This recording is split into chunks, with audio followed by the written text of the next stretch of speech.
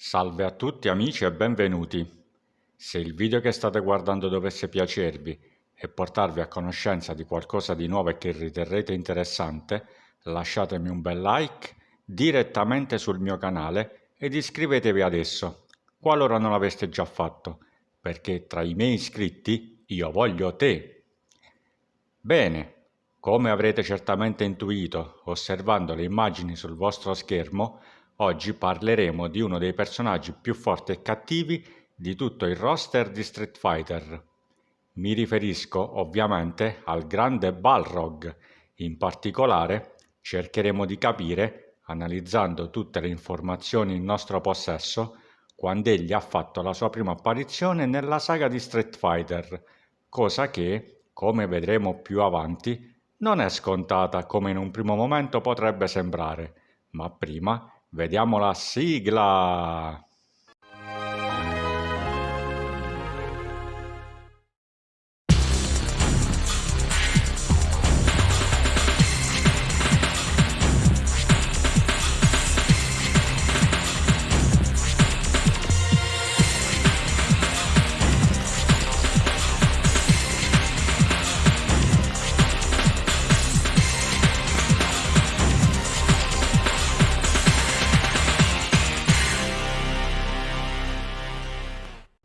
Balrog è nato il 4 settembre, è alto 198 cm e pesa 102 kg.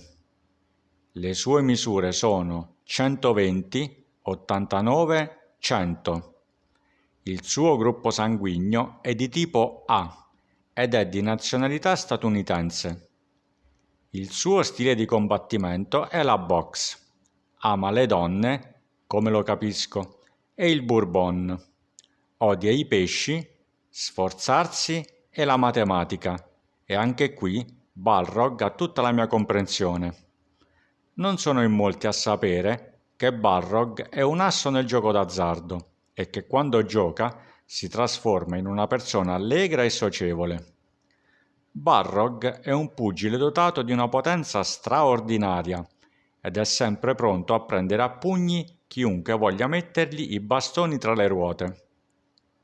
Contrariamente a quanto si potrebbe pensare, Balrog è molto intelligente. Ha imparato molto presto a lottare, perché i bassifondi ove il nostro pugile di colore ha trascorso l'infanzia non erano molto raccomandabili ed imparare a combattere era l'unico modo che aveva per non soccombere ai prepotenti. Essendo l'ultimo figlio di una famiglia molto povera, non ha mai potuto permettersi di pagare un allenatore affinché gli insegnasse l'arte della box. Tutto quello che dunque Balrog ha appreso riguardo la nobile arte lo ha appreso da autodidatta, cosa che fa di lui un vero ed autentico combattente da strada.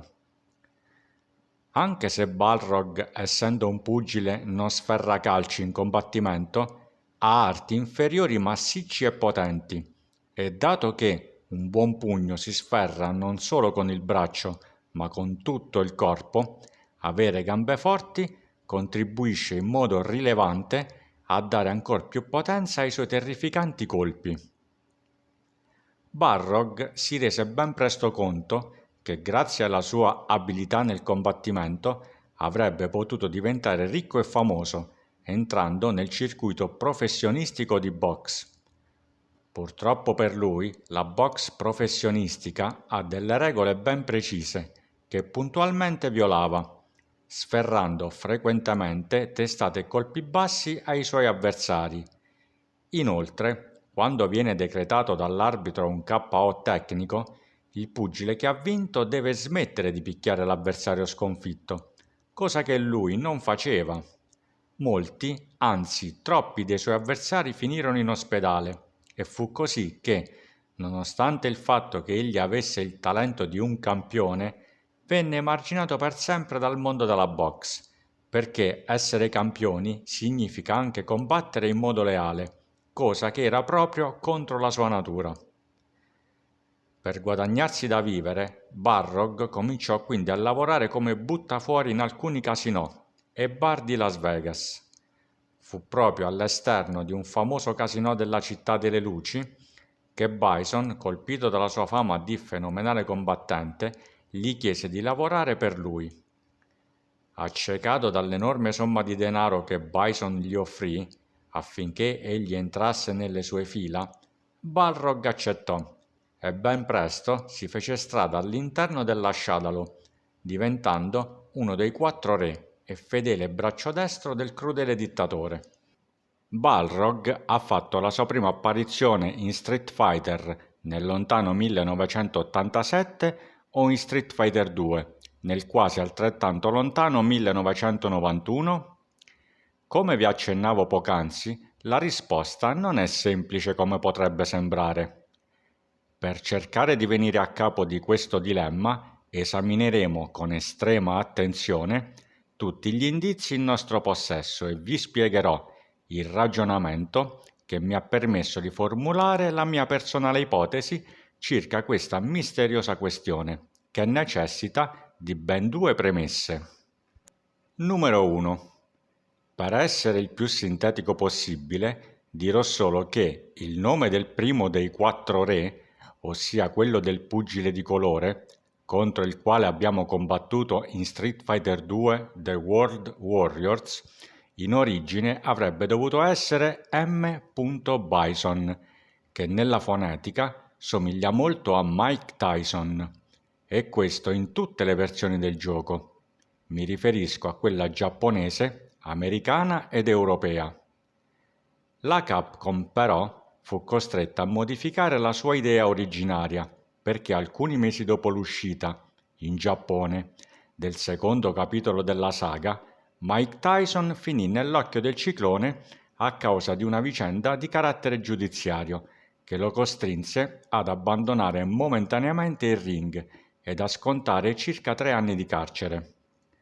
La Capcom, a causa della pesante accusa ricevuta da Tyson, decise che, almeno per quanto riguardava il mercato americano ed europeo, dove Street Fighter 2 non era ancora stato distribuito, sarebbe stato meglio scambiare il nome del pugile da loro creato con quello che invece era stato designato per il secondo re, e così evitare che il loro pugile somigliasse, sia nell'aspetto che nel nome, al famoso ex campione del mondo dei pesi massimi di boxe.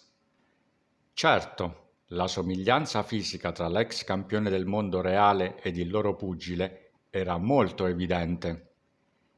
La soluzione adottata dalla Capcom non è che nascondesse più di tanto il fatto che il personaggio che ora si chiamava Balrog fosse palesemente ispirato a Mike Tyson, ma se non altro la casa di Osaka, eliminando la somiglianza tra i loro nomi, ne ridusse quantomeno le affinità.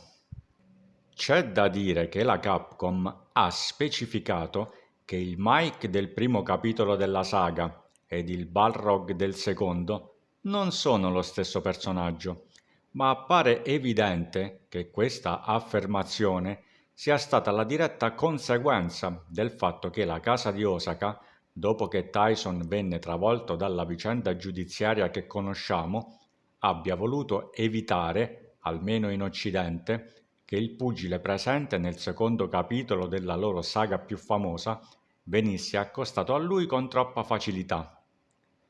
Negare la somiglianza tra il loro personaggio e il famoso campione sarebbe stato praticamente impossibile se la Capcom avesse ammesso che il Mike del primo capitolo e Mike Bison del secondo erano la stessa persona.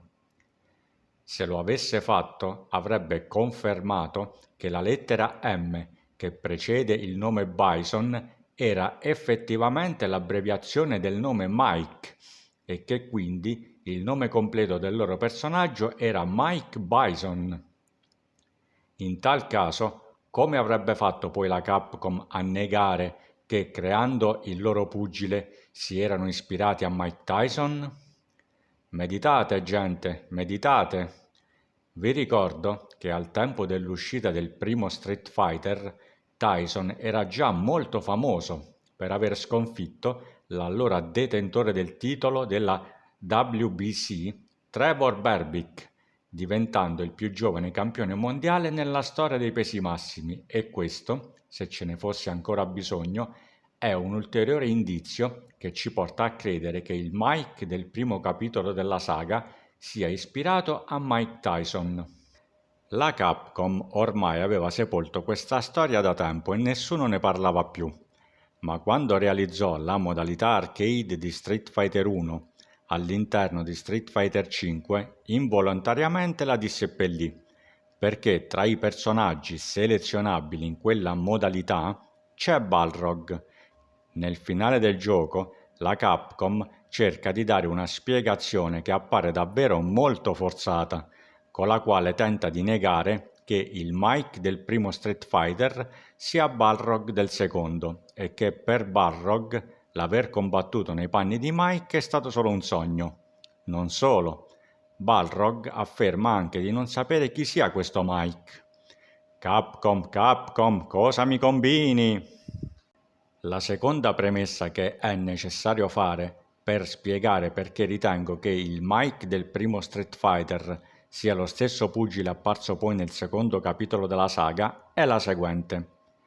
Quello che noi occidentali conosciamo con il nome di Vega altri non è che l'evoluzione artistica e concettuale di Jeki, il personaggio che bisognava affrontare nel secondo stage giapponese, nel primo capitolo della saga.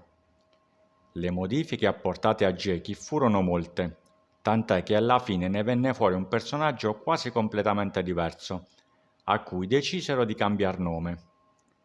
Tra i due lottatori però sono rimaste delle somiglianze che rendono piuttosto evidente il fatto che Vega abbia avuto origine da Jeki. Entrambi indossano un artiglio d'acciaio con cui ferire gli avversari, entrambi hanno il volto coperto ed entrambi sono incredibilmente agili. Come se non bastasse, vediamo Vega, che tra l'altro e non a caso è soprannominato il ninja spagnolo, combattere contro Jeki nel finale arcade di Street Fighter 5 a lui dedicato, e questo sta a sottolineare il profondo legame tra i due personaggi. Dopo aver fatto queste due doverose premesse, risulterà più chiaro comprendere ciò che ho da dirvi. Sembrerebbe che l'idea originaria della Capcom fosse che 3 dei 4 re, contro cui bisognava battersi in Street Fighter 2, dovessero essere scelti tra i combattenti più forti del primo capitolo della saga. Mike, che era il secondo tra gli Street Fighters americani, diventava M. Bison, dove la M diventava l'abbreviazione di Mike. Jeki, che era il secondo tra i due lottatori giapponesi, dopo pesanti modifiche diventava Vega. Sagat, l'ex campione, divenne il terzo re ed anch'egli, come i primi due, era il secondo personaggio e quindi considerato il più forte tra quelli thailandesi. Eagle e Jen, i personaggi più forti, residenti rispettivamente in Inghilterra e in Cina, non vennero inseriti. Forse la Capcom non voleva utilizzare tutti i suoi lottatori migliori in un colpo solo, o forse, già allora, aveva in mente di utilizzarli nei capitoli successivi della saga, cosa che effettivamente avvenne nella serie Alpha, o forse, semplicemente, perché la memoria utilizzabile dal gioco era già stata riempita completamente, rendendo impossibile l'aggiunta di altri personaggi. Non sappiamo quale sia stata la ragione di queste esclusioni, comunque sia, l'analisi di questi indizi mi porta a pensare che la prima apparizione di quello che in Occidente conosciamo con il nome di Balrog risalga al 1987, anno in cui il primo capitolo della lunga saga di Street Fighter venne rilasciato, per la gioia di noi amanti dei giochi di combattimento. Bene, per oggi finiamo qui. Continueremo a parlare dei personaggi facenti parte del roster di Street Fighter la prossima volta. Se il video ti è piaciuto, non dimenticarti di lasciarmi un bel like direttamente sul mio canale. Se ti piacciono i miei video, iscriviti pure, te ne sarò molto grato. Aiutami a crescere, amico. Tra amanti di Street Fighter dobbiamo essere solidali. Condividete questo video con i vostri amici amanti di Balrog, o forse dovrei dire Mike Bison, e di Street Fighter, che sono davvero tanti. Io nel frattempo vi saluto e vi rimando alla prossima. Passo e chiudo.